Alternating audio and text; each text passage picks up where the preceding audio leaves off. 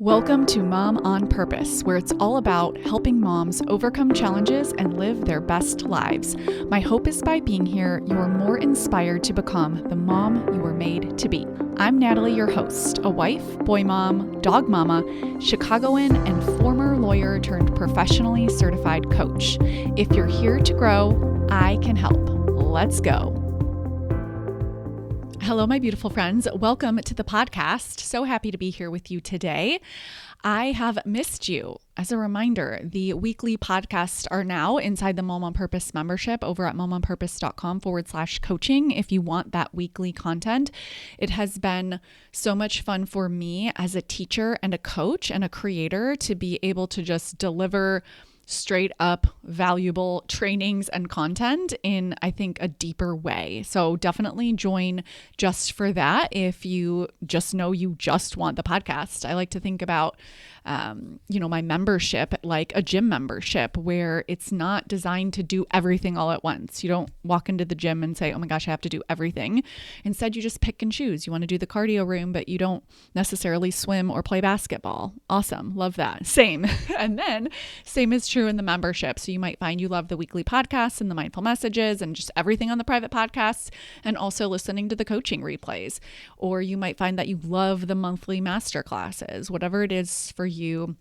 In terms of the type of content that you like to consume, there's definitely something for everyone. I'm always trying to find different ways to make it even better and more robust for different types of learning preferences. And I think I've done a really excellent job of that. And that's based on a lot of the feedback I get. So the membership is going strong, and I have so many fun, just exciting in my mind things happening and coming up.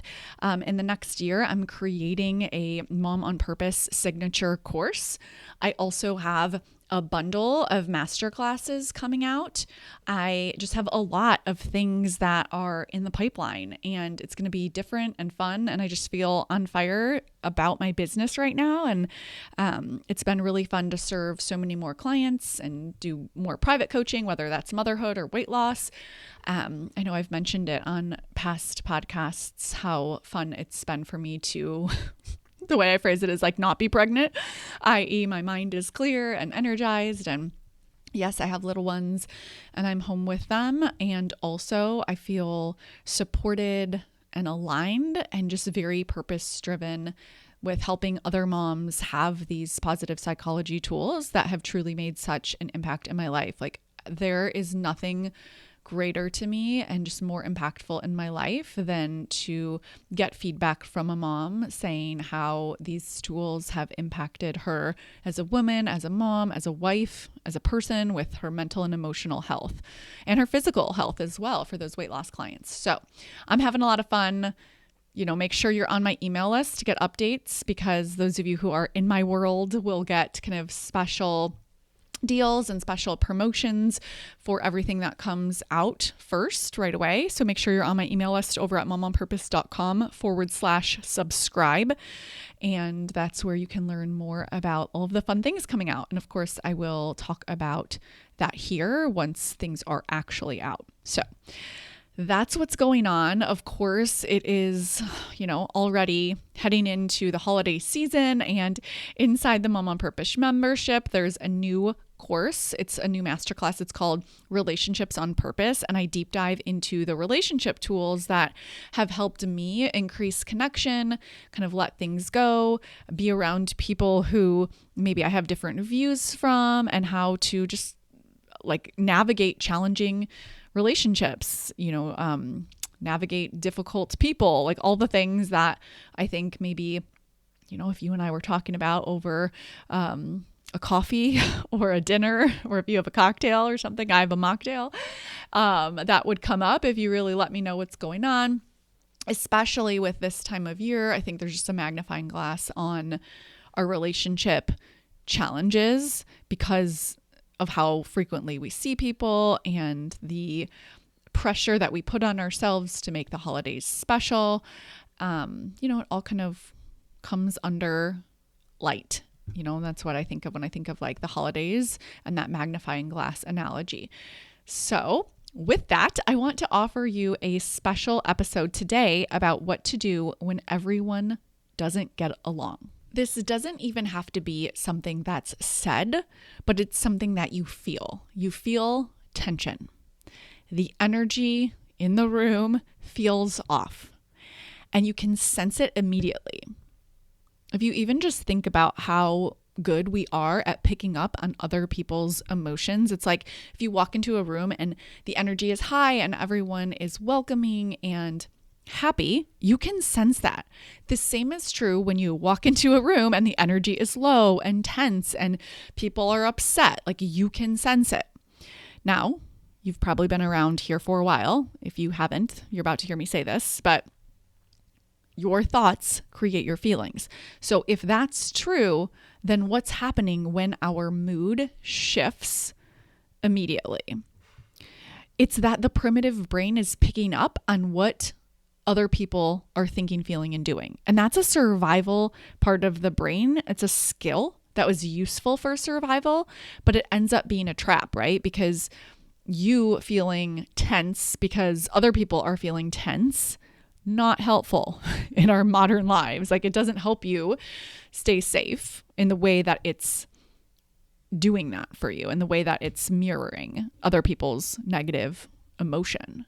So it ends up kind of being like a trap, because the moment that your peace depends on other people's feelings, you've sort of lost your ability to have a good time, to enjoy yourself. And then I think there's this added hyper responsibility. For me, it's like, as a firstborn daughter, as a type A, for those of you who identify as fixers or recovering fixers, it's like we have this innate urge to manage other people's moods, to smooth things over, to be responsible for things that aren't even ours to be responsible for. And I think it just makes it like messy. It's the best way to think about it. It's like you trying to manage the situation and manage how other people feel. It ends up being messy because it's something that is completely out of your control. Let me tell you, my friends, one of the most toxic, terrible thoughts that you can have, and it's sneaky. I might get pushback for this, but I stand by it. It's, I just want everyone to get along. Doesn't that sound like such a loving thought? And it is coming from like a really genuine place. Like, you care about the people in your life. You care about the people that you're going to see.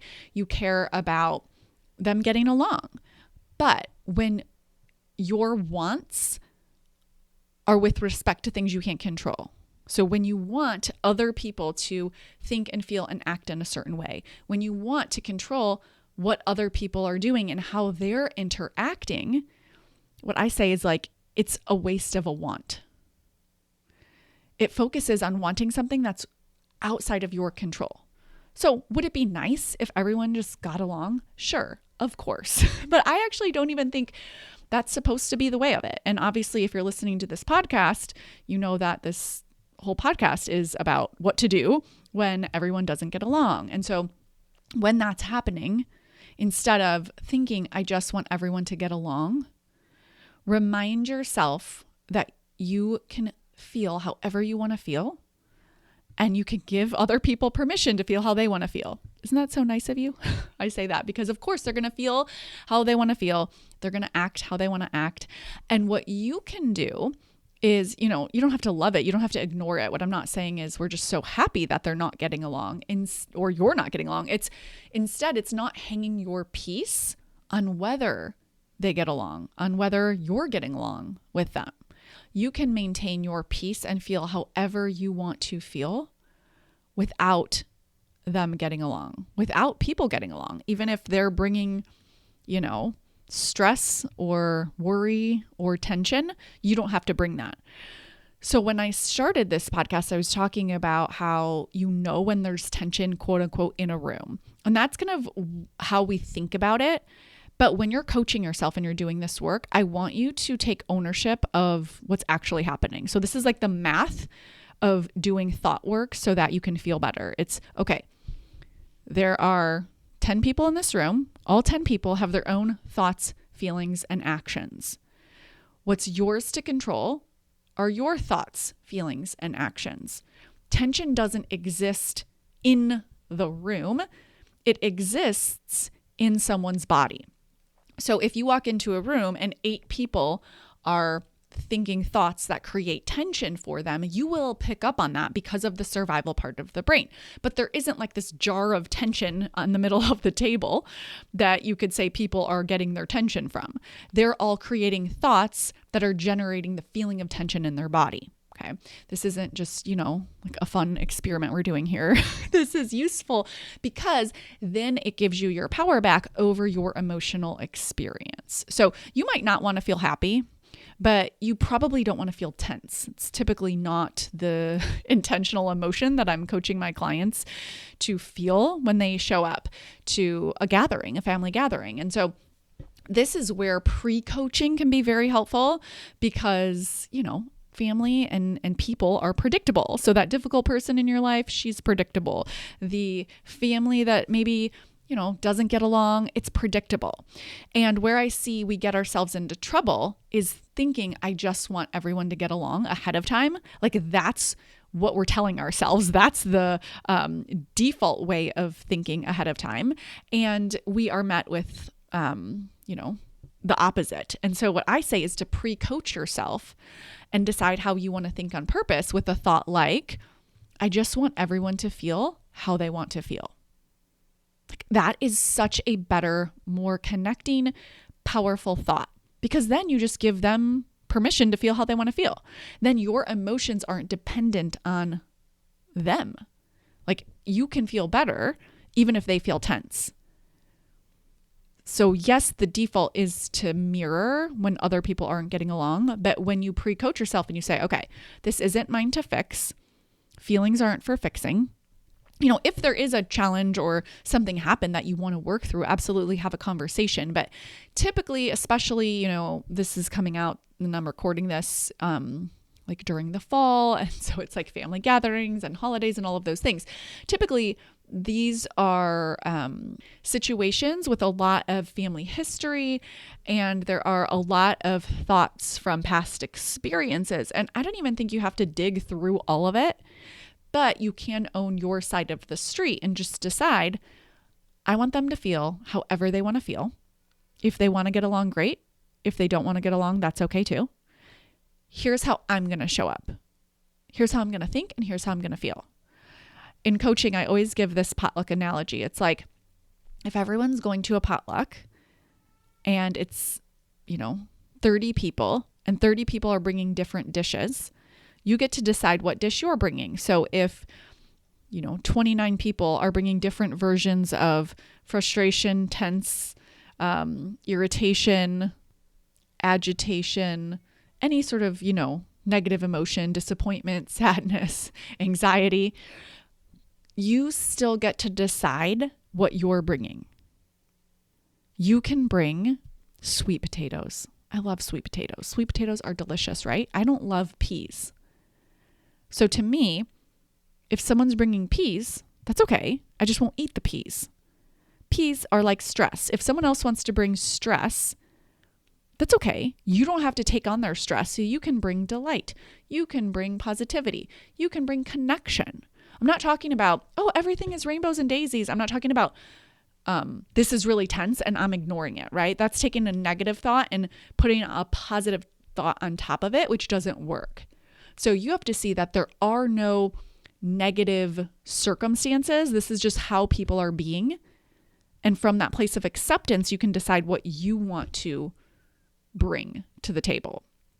So instead of like faking it, it's just being more intentional because you're already creating your emotion on purpose. It's just that on default, if you're a fixer, if you are thinking, I just want everyone to get along, if you're thinking it's a problem when people don't get along, then you're probably leaning more towards mirroring other people's negative emotion, even if it's a different flavor, right?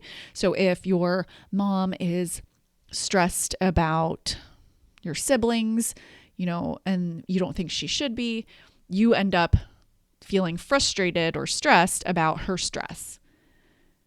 And so now we have two people bringing peas to the dinner party instead of just mom bringing peas and you bringing sweet potatoes.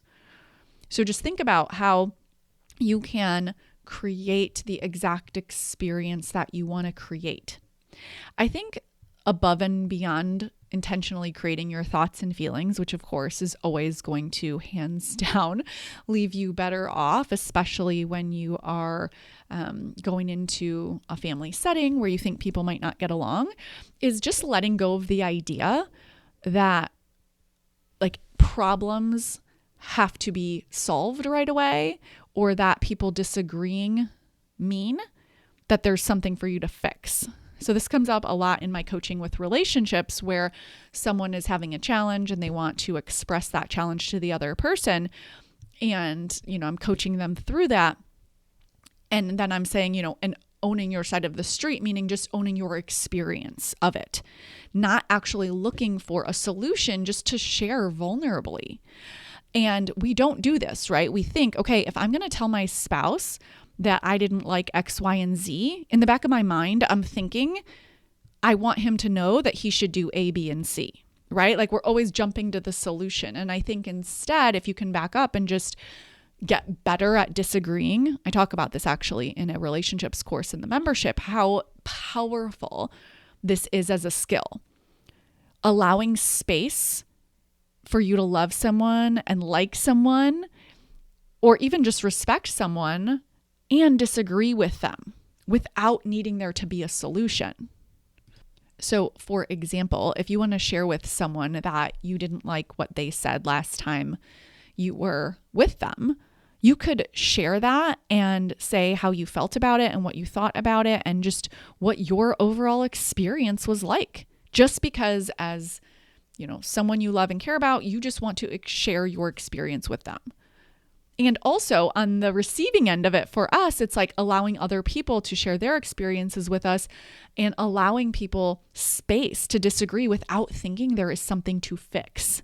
Okay, we go into fix it mode for things that, number one, don't even need fixing. Like it's okay to disagree. And then number two, if it does need fixing, it's typically not ours to fix. So I see you, high achiever, run your urge to fix things through that decision filter, right? It's like, is this something that even needs to be fixed and has to have a solution, or can it just be something that people disagree about? And then if it does need to be fixed, is it even yours to fix and manage? Very few things will go through that decision filter. So if your siblings are disagreeing about how to make care decisions for one of your aging parents, let's say, it might be that there isn't actually something to decide right now. It's just that maybe there's three of you, you disagree on the options.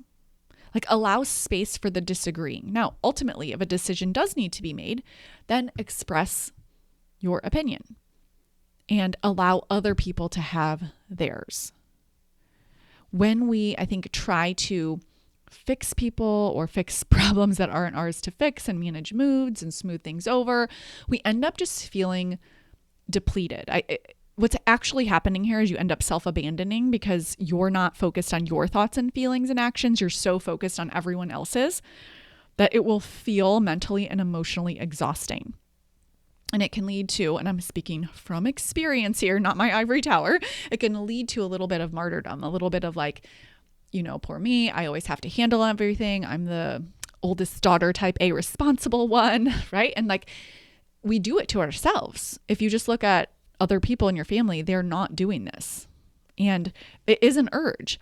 And I think it's like traits that we have as high achieving women that are like overused that end up being like negatives. And so you just got to turn down the dial on the doing, on the fixing, and focus it back towards yourself and working on your thoughts and feelings so that you have a better overall experience in your mental and emotional well-being. Try this idea on. Peace doesn't come from everyone getting along. Peace comes from how you think when they don't. So how are you choosing to think when people don't get along. I know you care about these people in your life. Otherwise, you would feel indifferent. Like there are people who don't get along right now and you don't have any thoughts and feelings about it and you don't really care, okay? Because you don't care so much. But for the people who you care most deeply about, I think we can end up increasing our own suffering and worrying, and there can be a lot of heaviness around people not getting along, all unnecessarily. Now, you might not want to be thrilled. You might not want to be excited or joyful, but you can be at peace. You can think, you know what? Sometimes siblings are supposed to disagree about how to care for their aging parents. Or sometimes whoever isn't supposed to get along. And maybe they need that right now. I love thinking about our spirits, our souls being here for a journey of growth. And that journey of growth requires challenges to grow. It's the only way. And when someone is struggling or when people aren't getting along, I like to think about how this is part of their experience that they're supposed to be having right now. Now, that doesn't mean that I am not an active participant or that I don't care. Again, it just keeps me out of fix-it mode. It's like, oh yeah, they're struggling or they're not getting along and apparently they're not supposed to right now. How do I know? Because they're not. And that's okay. Me not feeling at peace, me feeling upset or frustrated or stressed or anxious or worried is like bringing more peas to the potluck when no one wants peas. Okay. It's like, just bring some sweet potatoes instead. And I think sometimes we think it's like irresponsible. So I'm just going to feel at peace and joyful and connected when they're not getting along. It's like, yeah, because tension isn't in the jar in the middle of the room seeping into everyone. You only feel tense if someone else feels tense because of that wicked, fast, smart brain that can pick up on what someone else is thinking and feeling for survival purposes. It was dangerous for you to not understand how people were feeling. If someone else felt worried or stressed, or like their nervous system was activated, it was important for you to feel that way to know if there was also a danger that you should be paying attention to. So it makes sense for survival. It just doesn't make sense today. And so again, we can't get rid of this part of the brain, nor would we really want to, but you got to manage it. Otherwise, you will drive yourself crazy. You will self-abandon. You'll be focusing on other people, trying to control them, fix-it mode. It's just exhausting. And I am speaking from experience, my friends. So coach yourself ahead of time for the predictable circumstances. Like, you're going to your in-laws or you're hosting or whatever it is, or you have this big party or something, and XYZ is going to happen, or person A, B, and C, they're all going to be there. And this is how they typically are. And instead of thinking thoughts like, oh, I hope they're not like this, or I just want everyone to get along, which seem innocent, but are so unhelpful because your expectations won't be met. And then not only do you have to deal with the people who aren't getting along, but now you have this unmet expectation. So you have disappointment, then you have judgment layered on top, and then you have whatever else is going on with you. And you can clean all of that up and just be thinking, oh, bummer, they brought peace. Oh, bummer, they're feeling tense. That's okay. I don't have to feel tense. I can respect them and validate them and love them, and also keep my peace. It's not the easiest thing to do in the world, but it's so worth it. It's kind of like, I give you a new gym routine or a new workout routine or a new gym class to go to or something, right? It's like, it's not the easiest, especially the first time you do it, but when you keep going, over time, your entire body changes and you're like, oh my gosh, I can't imagine not going. I can't imagine not working out. That's how thought work is. Every single day, I'm like, I can't imagine not doing this. Like my peace is so high. My positive feelings, my purpose, my connection is so high, and I'm able to let go of people being people as they will. And instead of going to the judgment and the negativity and the here we go again and why can't everyone get along, I don't have any of those thoughts. like, oh yeah, they're having a human experience. So am I. If I'm feeling negative emotion, I'm just going to process it. And I'm going to coach myself as much as I can to make sure that I'm thinking and feeling how I want to feel. So I know that you can't pre-coach yourself for everything because there are unpredictable things that come up, of course. But the more that you're practicing this, the better equipped you'll be to navigate challenging circumstances with your loved one. So for example, if you do thought work every single day, or you listen to one weekly coaching call and you get that brain management, you are going to be so much better equipped for the spontaneous circumstances that come up where, you otherwise would have gone into frustration, resentment, irritation, anxiety, worry, all of those unhelpful negative emotions. You'll be able to reduce and work through and then feel confident and connected because you have these tools in your back pocket. So, my beautiful friends, peace isn't out there after everyone gets along. We don't need everyone to get along. It's okay. It is okay. And I didn't talk about boundaries in this podcast, but boundaries are also a part of it if you decide that there needs to be a boundary. But a boundary is something that you do for you. It's really not the other person. So if you want coaching on boundaries, again, I can definitely help you with that. But for the types of get-togethers, the types of gatherings where people just aren't getting along and you are feeling like you can't enjoy yourself because of that, it's just simply not true. So stop your brain from having those spiral thoughts like, why can't they just? And instead remind yourself, nothing has gone wrong. It's okay for them to feel how they want to feel. I want them to feel however they want to feel. I don't need them to feel happy for me to feel at peace. They can feel however they want, and I can feel however I want. And I choose peace and I choose connection. Do this for your sake, my beautiful friend. All right. I will talk with you next week inside the membership, and there will be another free public podcast coming out next month. Until next time, my friends, take care.